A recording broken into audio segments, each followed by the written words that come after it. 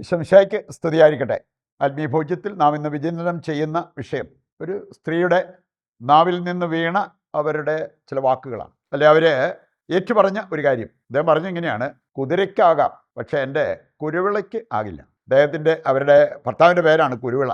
ഇത് പറയാനുള്ള കാരണം കുതിരകളെ ട്രെയിൻ ചെയ്യുന്നതിനെക്കുറിച്ച് ക്ലാസ്സിൽ സൂചിപ്പിച്ചിരുന്നു. അതായത് ഈ കുതിരകളെ ട്രെയിൻ ചെയ്യുന്ന ആൾക്കാരുണ്ട്, ട്രെയിനേഴ്സ്. അവർ പല രീതിയിൽ ചിലപ്പോൾ ഒരു ശബ്ദം കേൾപ്പിച്ചായിരിക്കാം, ആക്ഷൻ കാണിച്ചായിരിക്കാം, അതനുസരിച്ച് കുതിരകൾ പ്രതികരിക്കാൻ.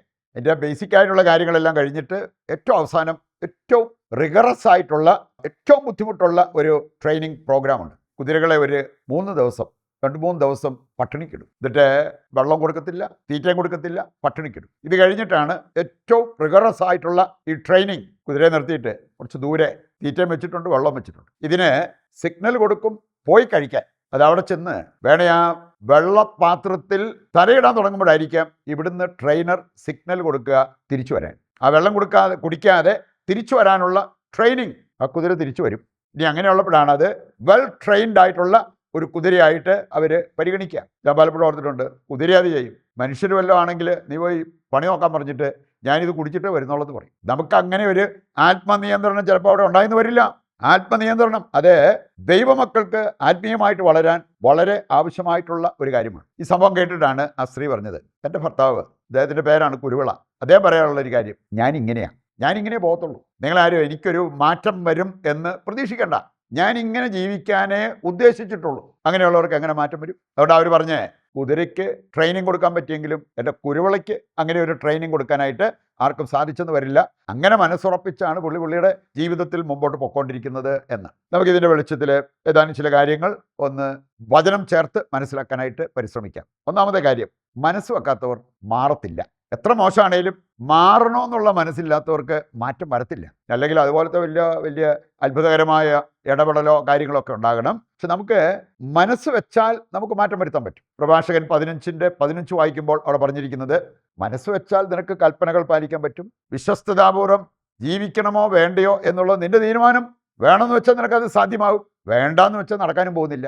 വിശ്വസ്തതാപൂർവം ജീവിക്കണമോ വേണ്ടയോ എന്നുള്ളത് നിന്റെ തീരുമാനം അനുസരിച്ചാണ്. മനസ്സ് വയ്ക്കുന്നവർക്കാണ് മാറ്റം വരുത്താൻ സാധിക്കുന്നത് എന്ന് നമ്മൾ അറിയണം. വളരെ മുൻകോപിയായിരുന്ന ഒരു വ്യക്തിയാണ് വിശുദ്ധ ഫ്രാൻസിസ് സാലസ്. അദ്ദേഹം ഏറ്റവും സൗമ്യനായ ഒരു വിശുദ്ധനായിട്ട് മാറി. എന്തുകൊണ്ടാണ്? ഇത് തെറ്റാണെന്ന് മനസ്സിലാക്കി കഴിഞ്ഞപ്പോൾ ഇതെന്ത് വില കൊടുത്തും മാറ്റണം. അതിനുവേണ്ടി നിരന്തരം പ്രാർത്ഥിച്ചു, വിപരീത പുണ്യം പരിശീലിച്ചു. ഒരു മുൻകോപി വേണമെങ്കിൽ ചില പ്രത്യേക സാഹചര്യത്തിൽ മിണ്ടാതിരിക്കുക, സൗമ്യമായിട്ട് പെരുമാറുക എന്ന് പറഞ്ഞാൽ വളരെ ദുഷ്കരമായൊരു കാര്യമാണ്. പക്ഷെ അത് ഒരു വെല്ലുവിളിയായിട്ട് അദ്ദേഹം ഏറ്റെടുത്തു. പിന്നീട് അദ്ദേഹം ദ മോസ്റ്റ് ജെന്റിൽമാൻ സെയിന്റ്, ഏറ്റവും സൗമ്യനായ വിശുദ്ധനായിട്ട് അദ്ദേഹം മാറി. വിശുദ്ധ പൗലോസിൻ്റെ കാര്യം നോക്കിയാലോ, സഭയെ പീഡിപ്പിച്ചിരുന്നവൻ. അതാണ് അപ്പസ്തോല പ്രവർത്തനം 8-ാം അധ്യായത്തിൽ നമ്മൾ കാണുക. പീഡകനായിരുന്നവൻ പിന്നീട് നമ്മൾ കാണുകയാണ് സഭയുടെ സംരക്ഷകനായിട്ട് മാറി. കാരണം ദൈവം അവൻ്റെ ജീവിതത്തിൽ ഇടപെട്ടു. അവൻ ആ ഒരു ജീവിതത്തിന് മാറ്റം വരണം എന്നാഗ്രഹിച്ച് അത് ഏറ്റെടുക്കാൻ തയ്യാറായി, കുത്തിയിരുന്ന് പ്രാർത്ഥിക്കാൻ തയ്യാറായി. അപ്പസ്തോല പ്രവർത്തനം 9:9 വായിച്ചാൽ അവിടെ നമ്മൾ കാണുന്നുണ്ട്, ആ ദിവസങ്ങളിൽ അവനൊന്നും കണ്ടില്ല, ഒന്നും ഭക്ഷിച്ചില്ല, ഒന്നും പാനം ചെയ്തില്ല. അങ്ങനെ ത്യാഗോജ്വലമായിട്ട് പ്രാർത്ഥിച്ചു. സാവൂൾ പൗലോസായിട്ടാണ് പുറത്തു വന്നത്. ഇതുപോലെ നമ്മുടെ ജീവിതത്തിലും വേണമെങ്കിൽ മാറ്റം വരുത്താൻ പറ്റും. ഒരു പാപിനിയായ സ്ത്രീയെക്കുറിച്ച് ലൂക്ക 7-ാം അധ്യായം 36 മുതൽ വായിക്കുമ്പോൾ കാണാൻ പറ്റും. അതുപോലെ ലൂക്ക 8:2 വായിക്കുമ്പോഴും മഗ്ദലന മറിയം, ഇവരുടെയൊക്കെ ജീവിതം മാറിയിട്ട് അവർ സുവിശേഷം പ്രഘോഷിക്കുന്നവരായിട്ട് മാറി. അപ്പം കൊടിയ പാപിനികളായിരുന്നവർ പിന്നീട് വലിയ വിശുദ്ധരായി മാറുന്ന രംഗമാണ് ഇവിടെയൊക്കെ നമ്മൾ കാണുക. മനസ്സ് വെച്ചാൽ നമുക്കും മാറ്റം വരുത്താനായിട്ട് സാധിക്കും. രണ്ടാമത്തെ കാര്യം, വചനം കൃത്യമായിട്ട് നമ്മളെ ഓർമ്മിപ്പിക്കുന്നുണ്ട്, സ്വർഗരാജ്യം ബലവാന്മാർക്കുള്ളതാണ്. ഒരു സാമട്ടിൽ ജീവിക്കുന്നവർക്ക് സ്വർഗം കിട്ടുമെന്ന് ചിന്തിക്കരുത്. നമുക്ക് പറ്റുമ്പോൾ എന്തെങ്കിലുമൊക്കെ പ്രാർത്ഥന അല്ലെങ്കിൽ എന്തെങ്കിലുമൊക്കെ കാര്യം ചെയ്യാം, വല്ലപ്പോഴും എന്തെങ്കിലും ചെറിയൊരു സുവിശേഷ വേല ചെയ്യാം, സഹായം ചെയ്തു കൊടുക്കാം. അങ്ങനെയൊന്നും ചെയ്തിട്ട് സ്വർഗത്തിൽ പോകാൻ പറ്റത്തില്ല. ബലവാന്മാർക്കുള്ളതാണ്. അതാണ് മത്തായി 11:12 മുതൽ വായിക്കുമ്പോൾ അവിടെ പറഞ്ഞിട്ടുണ്ട്, സ്നാപകയോഹന്നാന്റെ നാൾ മുതൽ സ്വർഗരാജ്യം ബലപ്രയോഗത്തിന് വിഷയമായിരിക്കുന്നു. എന്നിട്ട് പറയാണ്, ബലവാന്മാർ അത് പിടിച്ചടക്കും. എന്ന് പറഞ്ഞാൽ ആത്മീയ കരുത്തുള്ളവർക്കേ സ്വർഗത്തിൽ പോകാൻ പറ്റത്തുള്ളൂ. നമ്മുടെ തോന്നലുകളോ ഇഷ്ടങ്ങളോ അതാണ് നമുക്ക് ഏറ്റവും പ്രധാനപ്പെട്ടത്. അതനുസരിച്ച് ഞാൻ ജീവിക്കുള്ളെങ്കിൽ എനിക്ക് ഈ സ്വർഗം എനിക്ക് പറഞ്ഞിട്ടുള്ളതല്ല.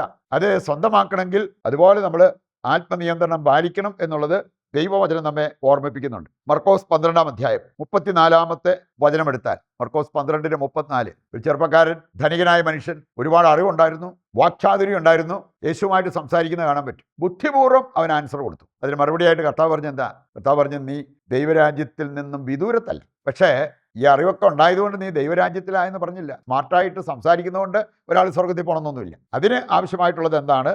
വചനം നമ്മെ കൃത്യമായിട്ട് ഓർമ്മിപ്പിക്കുന്നുണ്ട്. 1 കൊരിന്തോസ് 9-ാം അധ്യായം 24 മുതൽ വായിക്കുമ്പോൾ, നശ്വരമായ ഒരു കിരീടത്തിന് വേണ്ടി പോലും നമ്മൾ ആത്മനിയന്ത്രണം പാലിക്കുന്നവരാണ്. അതില്ലാതെ പറ്റത്തില്ല. എനിക്കറിയാം, ഒരു ബാസ്കറ്റ് ബോൾ പ്ലെയർ, അമേരിക്കക്കാരൻ, അദ്ദേഹം പറഞ്ഞത് വെളുപ്പിനെ 3 മണിക്ക് എഴുന്നേറ്റ് കോർട്ടിൽ പോയിട്ട് ഒരു 5-6 മണിക്കൂർ പ്രാക്ടീസാണ്. അങ്ങനെയാണ് ആ ടീമിൽ പുള്ളിക്ക് സെലക്ഷൻ കിട്ടി. അതുപോലെ തന്നെ കോമ്പറ്റീഷൻ, മത്സരം വരുമ്പോഴത്തേക്കും നന്നായിട്ട് അദ്ദേഹത്തിന് പെർഫോം ചെയ്യാൻ പറ്റുക.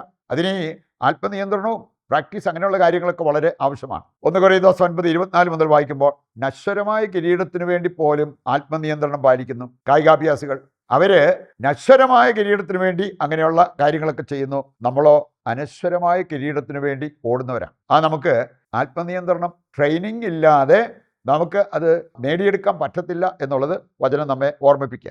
ദൈവരാജ്യം അവകാശമാക്കാൻ നമ്മൾ എന്ത് ചെയ്യണം? ദൈവവചനം കൃത്യമായിട്ട് നമ്മെ ഓർമ്മിപ്പിക്കുന്നുണ്ട്. അതിൽ ഏതാനും ചില വചനങ്ങളെങ്കിലും നമുക്ക് മനസ്സിലാക്കിയിരിക്കാം. 1 കൊരിന്തോസ് 6-ാം അധ്യായം 9 മുതൽ, അവിടെ ഒരു ഗ്രൂപ്പ് ഓഫ് പീപ്പിൾ, ഒരു ലിസ്റ്റ് അവിടെ കൊടുത്തിരിക്കുന്നത് കാണാൻ പറ്റും. ഇവരാരും സ്വർഗരാജ്യത്തിൽ പോകത്തില്ലെന്ന്. അങ്ങനെയുള്ള പ്രവൃത്തികളിൽ ഏർപ്പെടുന്നവർ സ്വർഗരാജ്യത്തിൽ പ്രവേശിക്കത്തില്ല. ഞാൻ അതിൻ്റെ കൂടെ ആ ലിസ്റ്റിൽ പെടുന്നവരോടൊപ്പം ചേർത്ത് വെച്ചിരിക്കുന്ന വേറെ ചില വ്യക്തികളുണ്ട്. വെളിപാട് 22:15 വായിച്ചാൽ അവിടെ കാണാൻ പറ്റും, നായ്ക്കൾ എന്ന് പറഞ്ഞാൽ ആൺവേശികൾ, കൊലപാതകികൾ, ഇങ്ങനെയുള്ളവരാരും സ്വർഗരാജ്യത്തിൽ പ്രവേശിക്കത്തില്ല. അത് വചനം കൃത്യമായിട്ട് നമ്മെ ഓർമ്മിപ്പിക്കുക.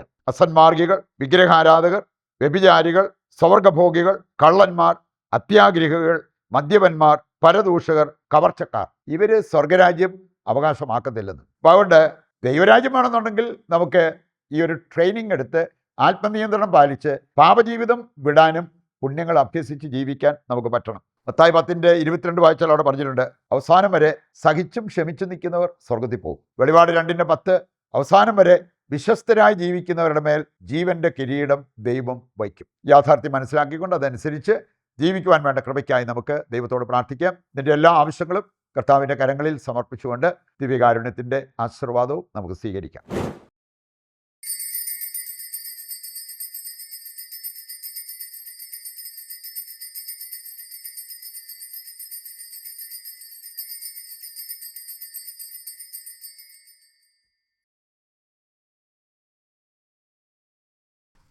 പരിശുദ്ധ പരമ ദിവ്യകാരുണ്യത്തിന് എന്നേരവും ആരാധനയും സ്തുതിയും പുകഴ്ചയും ഉണ്ടായിരിക്കട്ടെ.